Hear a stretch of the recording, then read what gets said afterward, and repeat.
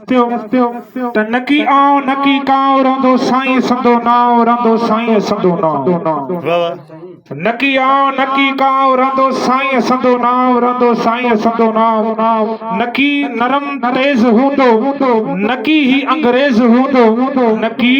नरम तेज हूंदो नकी ही अंग्रेज हूंदो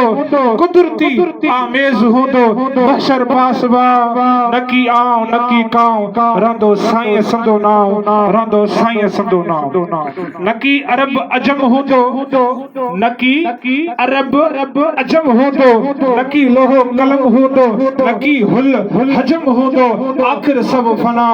नकी आओ नकी काओ रंदो साईं संदो नाव रंदो साईं संदो नाव नकी पिरिय पूरो हूंदो नकी हूर कसूर हूंदो नकी पिरिय पूरो हूंदो नकी हूर कसूर हूंदो हजरत पाक हुजूर हूंदो बना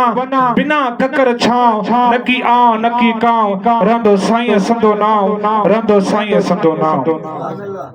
अर्ज़ थियो त नकी खानण ख्याल हूंदो नकी खानण ख्याल हूंदो नकी सकर काल हूंदो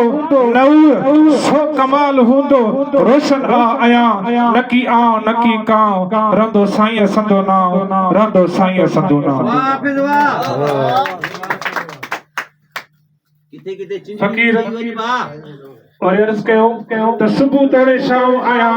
यार जो गुलाम आया यार जो गुलाम सुबह तोड़े शाम आया यार जो गुलाम आया यार जो गुलाम अर्शो जमीन मुल्क न हो खलक फलक मलक न हो दर्द दवा दलक न हो वो अरबी अहमद जाम आया यार जो गुलाम सुबह तोड़े शाम आया यार जो गुलाम अर्ज़ो सवारे न हुई असल ऐन कैन न हुई नजर निगाह नैन न हुई को बरूड़े माम आया यार जो गुलाम सुबह तोड़े शाम आया यार जो गुलाम दीन कुफर फेर न हो पेश जबर जेर न हो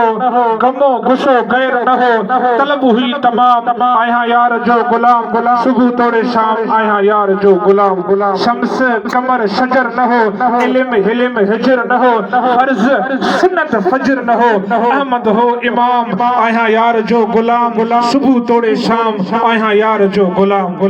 बहर बयाबान न हो जुमले जहान न हो शिमिर शैतान न हो चोर न को जाम आया यार जो गुलाम सुबह तोड़े शाम आया यार जो गुलाम आदम और हवा न हुई बेहश्त बनी हवा न हुई गाल कुछ सवा न हुई ए न जान आम आया यार जो गुलाम सुबह तोड़े शाम आया यार जो गुलाम इस्म जिस्म जात न हुई इस्म जिस्म जात न हुई दीन भली रात न हुई इश्क अकुल बात न हुई न राम न सलाम आया यार जो गुलाम सुबह तोड़े शाम आया यार जो गुलाम हाजी खानण हक हबीब मिलियो मुखे मुंह नसीब चिजड़ी खानण हक हबीब मिलियो मुखे मुंह नसीब इस्म जाती ओ अजीब संदे सैयद साहब आया यार जो गुलाम सुबह तोड़े शाम आया यार जो गुलाम आया यार जो गुलाम सुना सी अर्ज़ थियो